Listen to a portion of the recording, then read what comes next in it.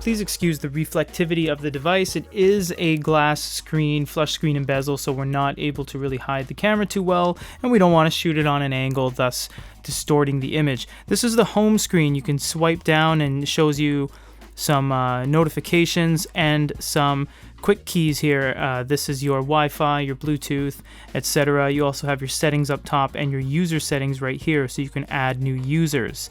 This is very similar to pretty much every other Kindle Fire and Amazon Fire that has ever been made. So if you're watching this video already knowing this, I apologize, but this is just part of the video because some of these people are going into this for the first time. This is your little carousel. They've done away with the main carousel on the main page like they used to have.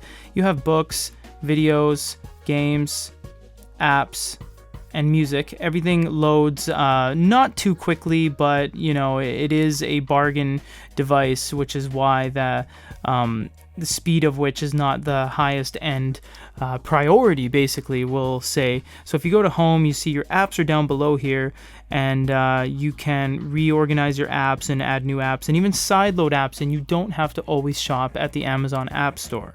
Reading is basically why we're all here.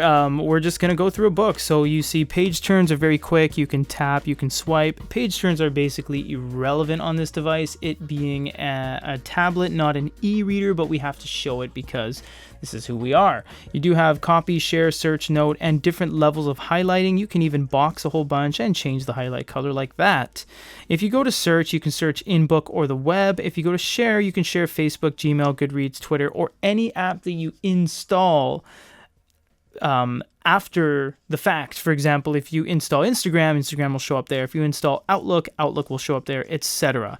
If you tap on something like there, you'll get dictionary, Wikipedia, and translate. Translate's very nice because say you want to box like all that selection, you can say translate, and you can actually translate from any language to any language you see on this drop down here. And that's really useful because even, you know, reading a magazine or a PDF, and it works on all that, you can instantly translate to any language, which really breaks down a lot of the barriers of, you know, different countries' literature and PDFs and whatnot. Tapping in the center, you see everything zooms out now. You do have a bunch of different options.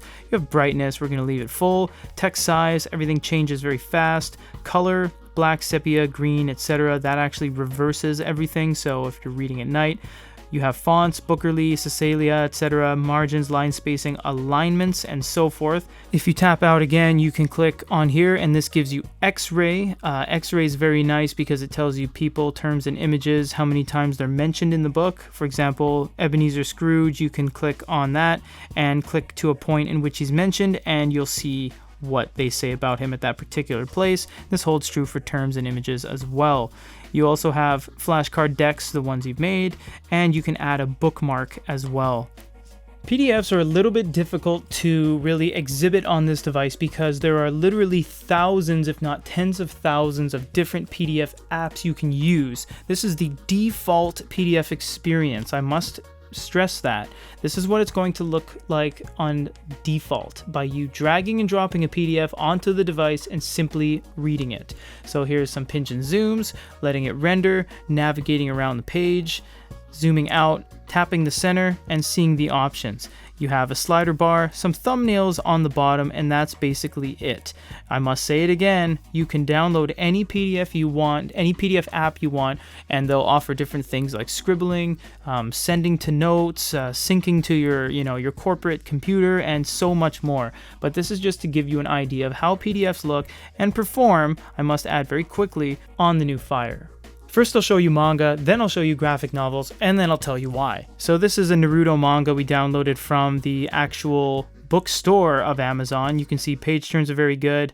There aren't anything like guided view or anything like that. There's no long presses. It won't allow you to do that, but you can do pinch and zooming. Pinch and zooming is very nice, although because of the size of the screen, you don't really need to. This is actually the same size, if not bigger than some mangas. If you were to buy one at a store like that, you can see the size of it.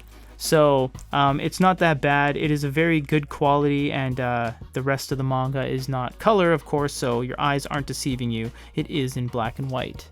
Something they need to work on, and I hope someone at Amazon sees this, is that when you tap the center of a manga and click on the double A button like that, you actually get the brightness level, not the double A text button at all.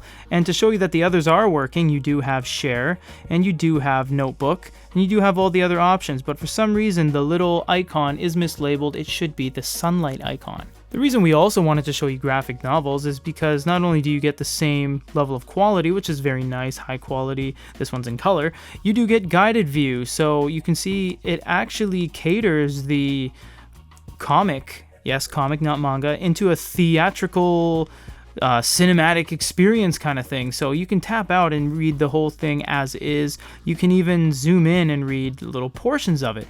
But if you tap onto a specific cell, it actually caters the resolution and the aspect ratio. For example, this is like a it's bigger than 16:9 actually, and then it goes a little wider, and then it goes into something that's all white, and then bigger, etc. And this is like a 4:3, so it's very nice. It's a very nice feature. If you tap on the center, you get the text button, and see, this time not only does it show the level of brightness, it also gives you vertical scroll, landscape, animate, transitions, and so forth. But that's really the most amount of settings you're going to get out of the default experience.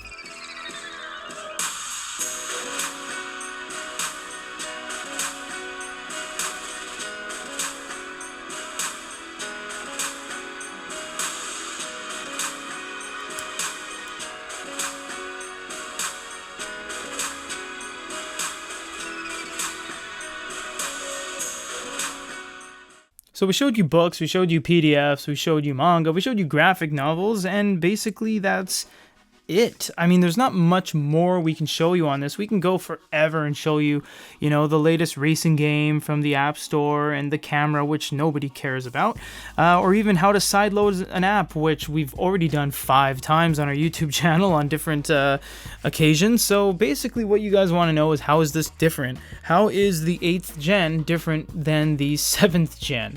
And to be honest, it really isn't all that different. I'm going to put these on the screen. This is actually the 7th gen specs. And if you see right here, you can read all the specs that is listed on the top. So you have a 8-inch display, 256 gigs, quad-core Wi-Fi.